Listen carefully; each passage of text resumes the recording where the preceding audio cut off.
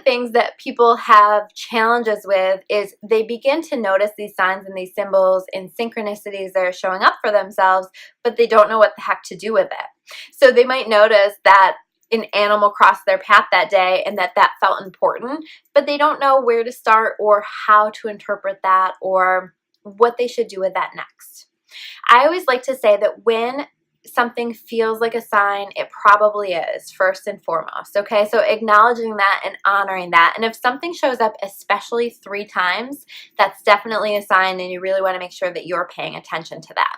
The very first step when something feels like a sign is to take a step back and to ask yourself, what does this mean to me? Because remember, I said that spirit will take it and provide us information from our frame of reference. And so we're going to receive that from our frame of reference first and foremost. So you're going to ask yourself, what is it that this means to me? And just making any notes of what it is or how you might be interpreting it.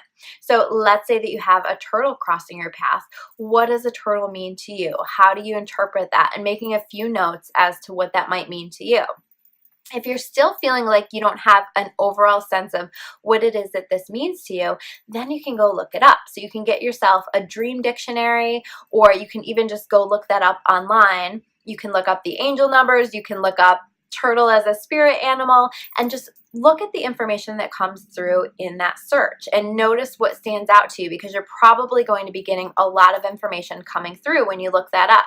So noticing the words that stand out for you and the messages that stand out for you from that message. I always like to say too that it's really important that we have some kind of a intuition journal where we are keeping track of all the things that are showing up for us, because not every sign is going to make sense right away.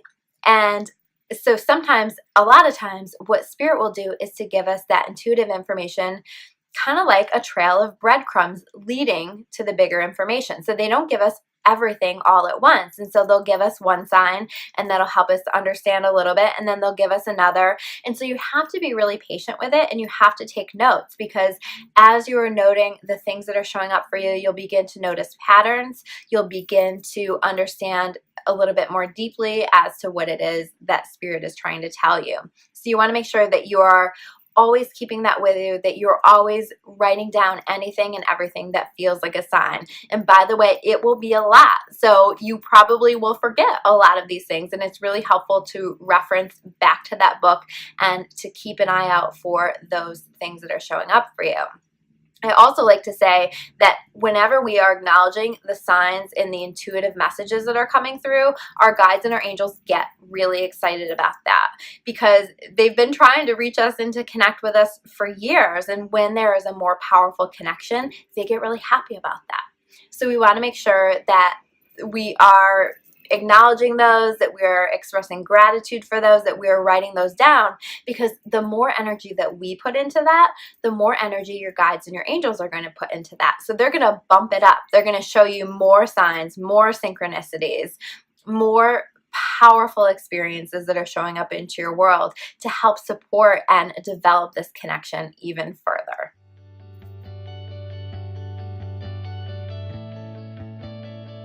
Now, whenever I talk about connecting on a more deep level with our intuition, I always like to talk about psychic self-defense, because I feel like this is really important as we're opening our energy field up to other energies. There is all kinds of energy out there, and so we can connect with energy that is of the light, and we can choose to connect with energy that is not as filled with light. And I think that it's really, really important that in order for us to feel good, to feel joyful, to feel our very best, that we are setting the intention to connect only with those energies that are of the light, especially as we are opening our energy field up to those. And you can do that simply by setting an intention. An intention is basically putting your order in with the universe. It's telling the universe what it is that you want. And so you're setting the intention for the energy that you're wanting to connect with. And my intention that I always set whenever I'm trying to connect intuitively is that I connect only with helpful, healing or preventative information only, because when I make those connections, I'm not receiving any scary, intuitive information that I can't do anything about anyway. I've had people share stories with me where they've had a predictive dream that has come true and there was not a darn thing that they could do about it. And so it was really stressful, it was really scary, and it was a very heavy burden to bear. So when you set that intention for helpful, healing, preventative information only, if it's something that's preventative, you can get that information and you can make the changes that you need to make so that you're not going to have those challenging or difficult experiences. But at the same time, you are connecting with that positive energy that is going to help guide your best life path. I also set the intention that I'm only connecting with energy that is of the light. I think that that's very important because, again, we don't want to allow any dark energies into our energy field. It's also very helpful to surround your energy field in a protective bubble of light. And I will include with this class a couple of energy protection visualizations that you can use, and you can choose which ones you like the best. But my absolute favorite is to start with a spark of light right here in the heart center, which I always like to say is that spark of God that exists within all of us. And then imagining filling the entire body with that beautiful white light, or whatever color light you want to imagine with that. And then I invite that light to expand outside of the body. So I create a bubble of light all the way around the body and set the intention that it's going to protect me from any and all negative energy that comes my way. I like to do that at the beginning of the day and at the end of my day because I find that it keeps my energy protected and it really filters out any negative energies that I may have connected with as I open my intuitive abilities up. So give that stuff a try. I think that it'll be really important for you in terms of managing and balancing your energy field and not taking on some of this heaviness and the emotion that can come with opening up a little bit more.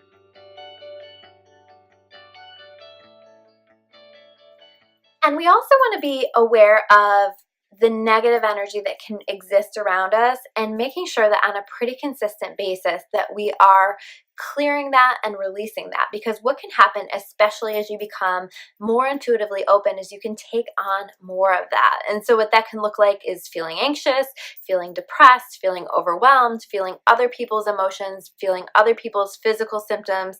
The list goes on. And we want to make sure that on a regular basis that we're releasing that energy that doesn't belong to us.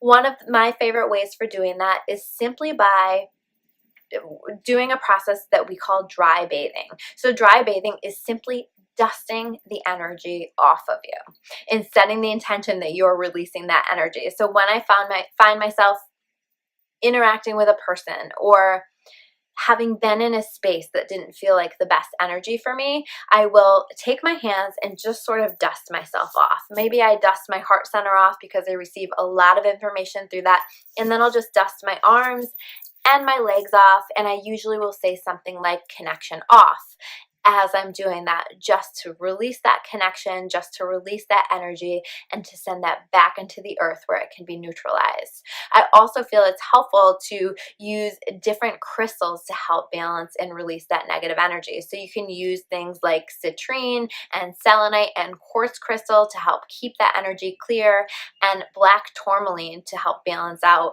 any negative energy that might come your way. I also think that it's very helpful to use something like sage to help clear your space and to clear your aura. So I know for me, I try to sage my house every single week because there's a big buildup of energy just from everybody in the house, or the energies that I bring home, or the energy that my kids bring home. And so I'm very aware of that. So saging your house can be a great way to just clear the energy and release that. And you can just open a window and go corner to corner in every floor, setting the intention that any and all negative energy will be removed from your home.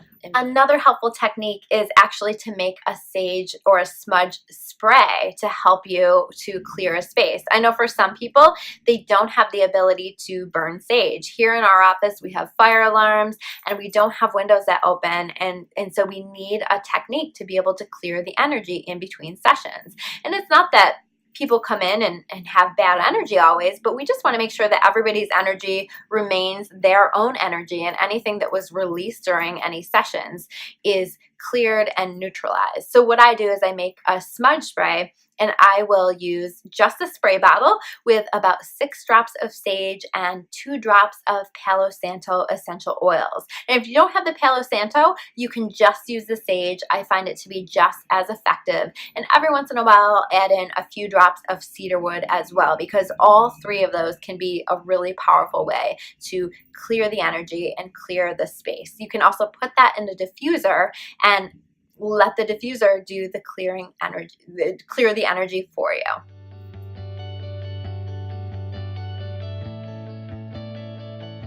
Another important consideration as we're working on connecting with our intuition is to make sure that we're remaining grounded, because when we open ourselves up to our intuition, we can get a little bit floaty or spacey or disconnected from the body. So we want to make sure that we are connected both to our intuition and to the energy above us, but also to the energy below us, that we're connected to that earth energy, so that we are feeling connected to our bodies, so that we are feeling like we're able to function at our very best living here on planet Earth. And so we want to make sure that we ground ourselves and connect with our bodies in the earth.